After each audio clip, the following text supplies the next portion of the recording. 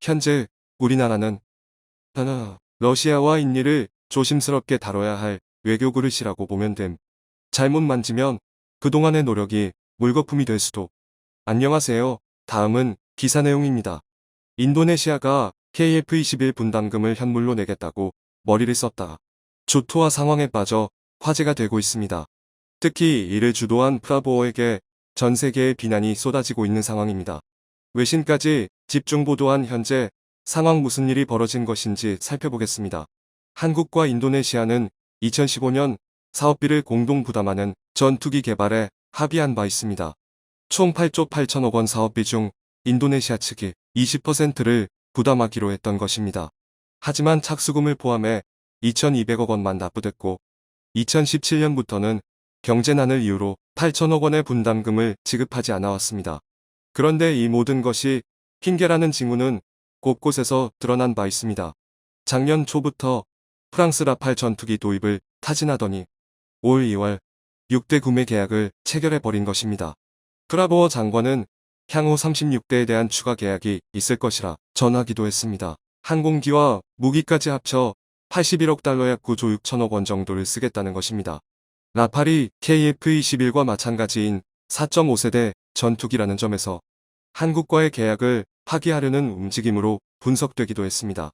그런데 인도네시아의 황당한 행동은 여기서 끝이 아니었습니다. 해당 발표 후 몇 시간 만에 미 국무부가 140억 달러 규모의 F-15EX 전투기 36대에 대한 인도네시아 판매를 승인했다고 밝힌 것입니다. 결국 돈이 없어 KF-21 분담금을 못 내겠다고 한 것도 가짜였던 상황입니다. 인도네시아는 올해 들어 프랑스 스코르펜급 잠수함 2척 구매를 추진하기도 했습니다.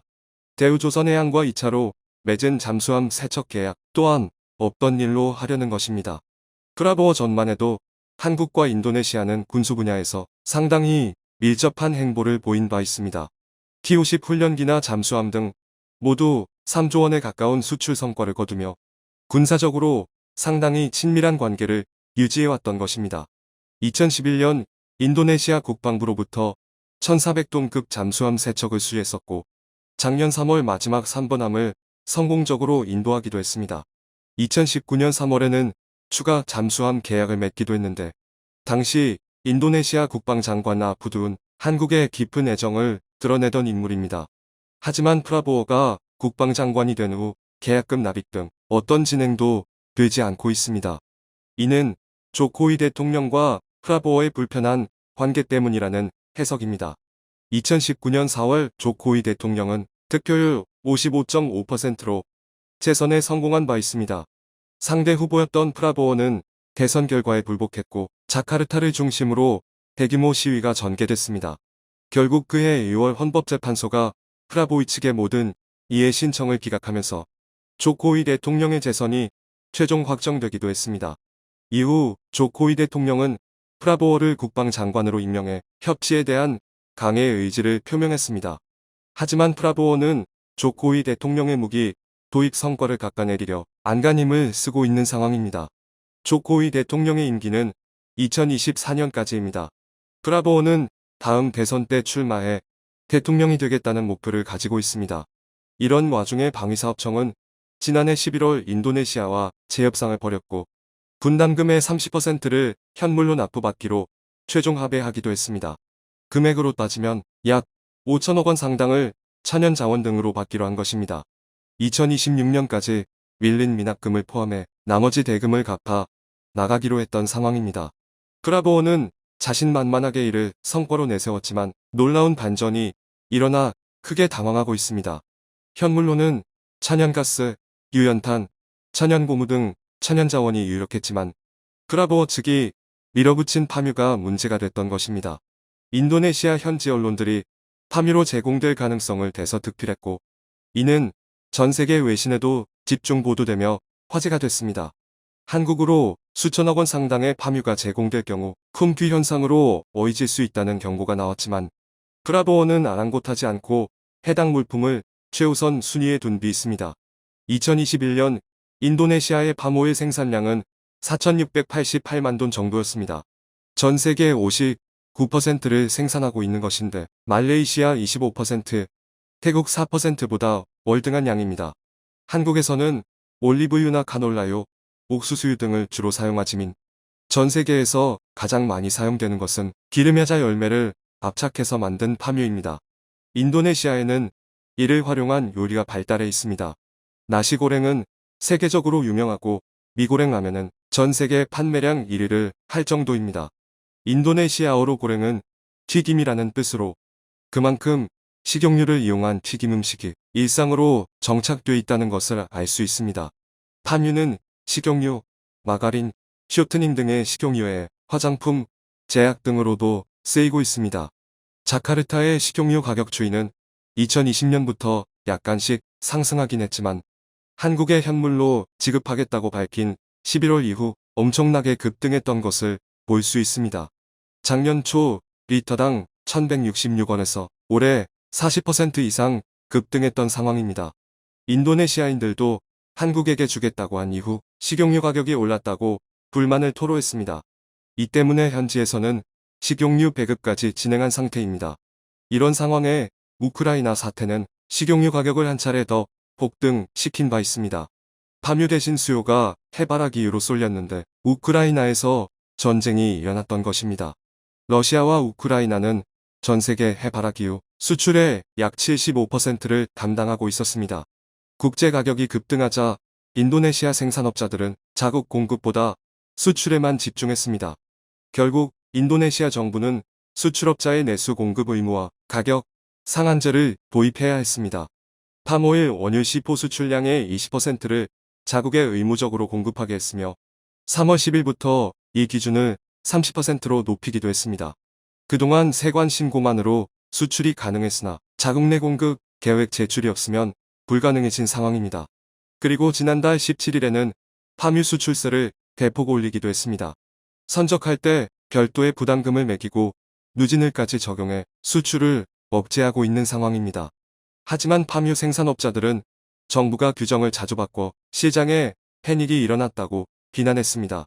인도네시아 통계청 발표에 따르면 2021년 기준 식용유 생산부터 최종 소비자까지 전달되는 마진율은 평균 17.4%입니다.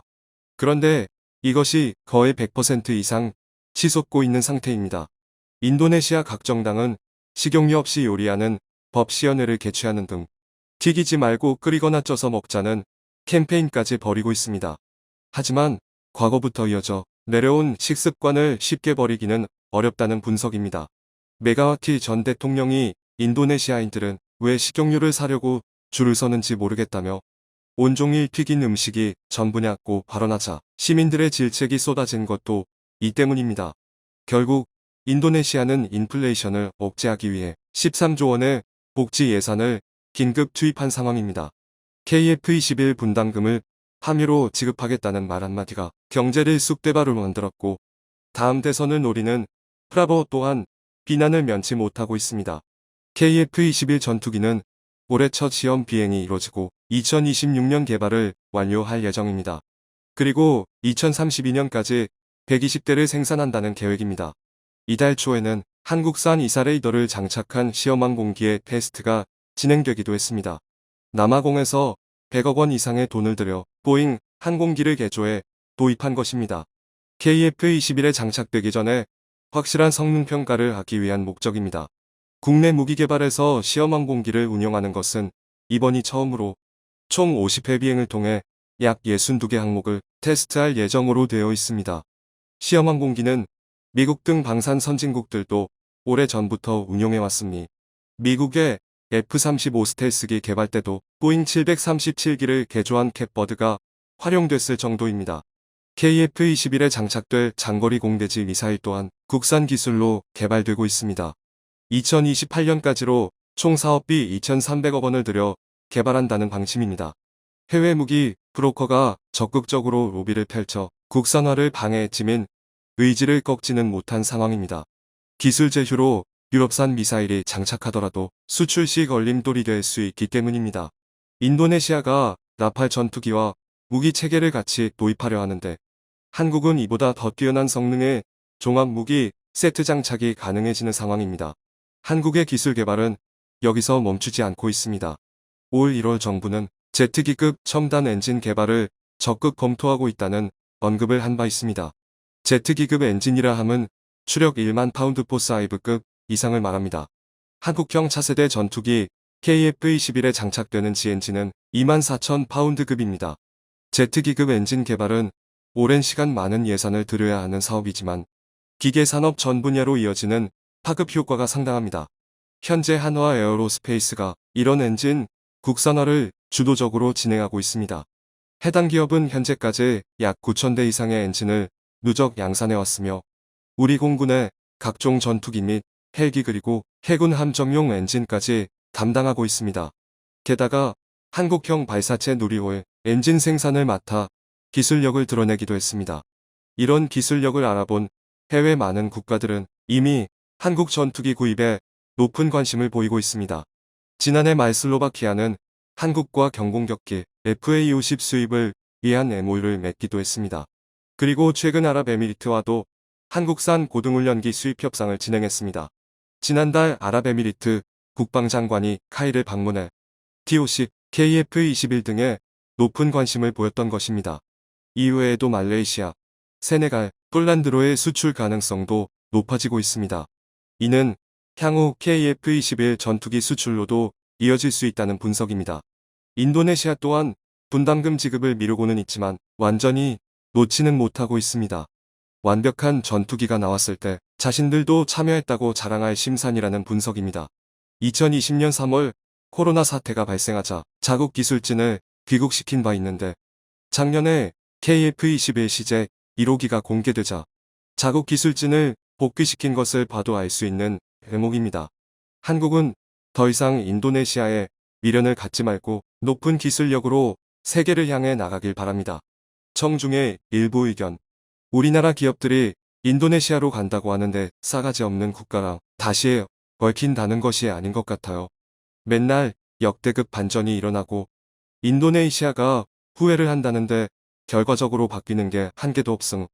인도네시아와 군사 분야 협력을 전부 접어야 합니다. 현물 말고 현금 예시불 지급 아니면 손절하자. 되도 않는 있니 뭐가 아쉬워서 쩔쩔매냐. 근어항 무기 수출하는 거 보면 전투기도 잘 만들고 가성비 좋으면 무조건 팔린다. 양아치 국가는 시범 케이스라도 손절이 답이다. 있니 장난질하는 걸 보니 너무 자존심 상한다. 양아치 있니 쫓아버리고 독자 개발하기 바란다. 너무 화가 난다. 시청해주셔서 감사합니다.